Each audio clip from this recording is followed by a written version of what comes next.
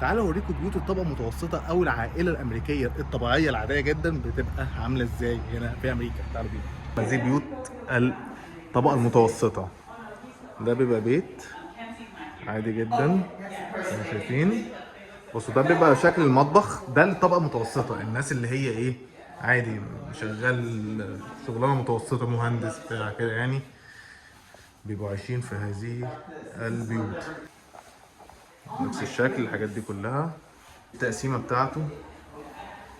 هم هنا متعودين كل حاجه، الشبابيك العاليه، الاضاءه القويه، هتلاقي دايما ايه شبابيك كبيره وكده يعني. بنيجي هنا بنلاقي حاجات بقى نخزن مش عارف ايه كده يعني، حلو قوي. هذه هي الصاله، بتبقى كده، ودي بتبقى كده بالمنظر ده زي ما انتم شايفين. ده طبقه متوسطه، مش الناس الاغنياء، لا ده العادي يعني، في اعلى من كده بكتير. ده زي ما انتم شايفين البلكونه، ف بيبقى نظام مختلف شويه. تعالوا بقى نطلع فوق على الاوض، اوريكم الاوضه عامله ازاي. ده شكل الاوض بقى، دي الاوضه رقم واحد. برضو نفس الفكره، شباك كبير. دايما حته الاضاءه عندهم مهمه قوي. ده بيبقى الدولاب، بص دايما دواليبهم بنفس الشكل ده زي ما انتم شايفين. بيبقى دولاب ومرايه. اغلب بيوت امريكا بالذات هنا في كاليفورنيا معروفين بالمرايه الدولاب دي. بنخش هنا بقى، هنا الحمام زي ما شايفين. برضو الاضاءه، بص انا بعشق هنا الشبابيك والاضاءه بصراحه، تبقى كل حاجه منوره بطريقه مش طبيعيه. وهنا ده الحوض.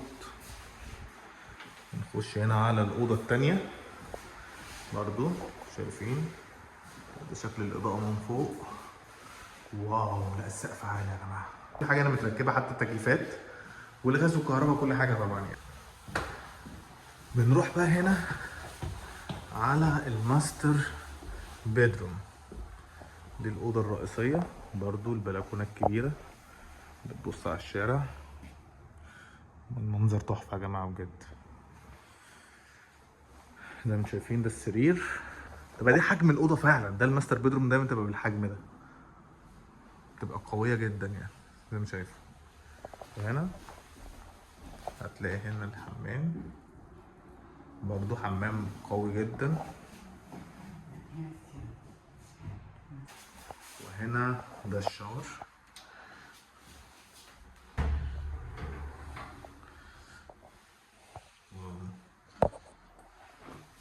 اوكي، انا بس السؤال، هما ليه اتنين؟ مش عارف بصراحة يعني، هي واحدة كفاية. ما علينا. بصوا دي اللي هي بتاعت النار، دي بتتعمل على طول اوتوماتيك من دي. بصي بتعلى كده وتعمل كده، حلو جدا. وده برضو دولاب، مش شايفين دولاب هنا برضو، وهنا دولاب تاني. برضو الإضاءة زي ما انتم شايفين على ايه. ده مش فيلا، دي عمارة. دي شكل عمارة من جوه، بيت من جوه في عمارة بس. هنا شكل الحاجة بصراحة. البيت مريح جدا للأعصاب بجد. بصوا هنا ده بقى ايه الروف. أبقى نطلع الروف. بصوا بقى يعني اللي احنا ايه عايزين نهدي أعصابنا بالليل بتاع، نقعد كده قعدة حلوة أهو، نبص على هذا المنظر. انتوا شايفين بقى المنظر بقى يا جماعة، بصراحة جامدة جدا.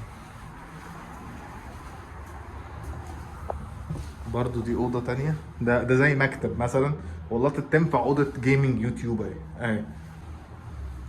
يلا برضو دولاب تاني.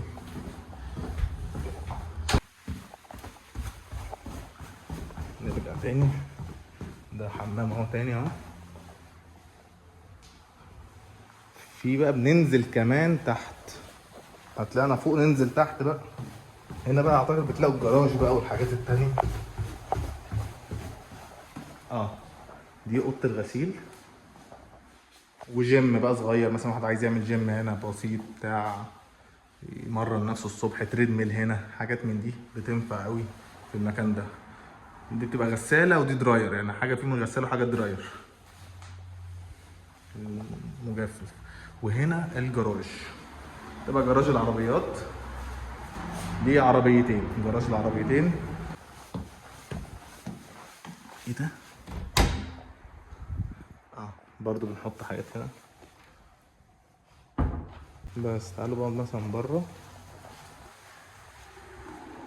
ده بقى المنظر المكان من بره، ده مدخل البيت.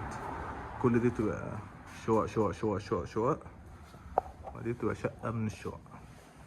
بس كده يا جماعة، وهذه هي بيوت العائلة الأمريكية الطبيعية جدا في أمريكا. إيه رأيكم؟ قولوا لي تحت في الكومنتات. في حاجات أعلى من دي بكتير جدا، وفي حاجات تعتبر أقل من دي. ده المتوسط، وسعر البيت هنا المكان ده $1,000,000 $1,000,000 في كاليفورنيا. ده مش حاجة عالية قوي، ده المتوسط. في اعلى بتوصل ل 20 و 30 مليون، واقل حاجه خالص اعتقد في كاليفورنيا $500,000. بس كده يا جماعه، اشوفكم الفيديو جديد معاكم. يحيى كريم، كلام هنا من كاليفورنيا.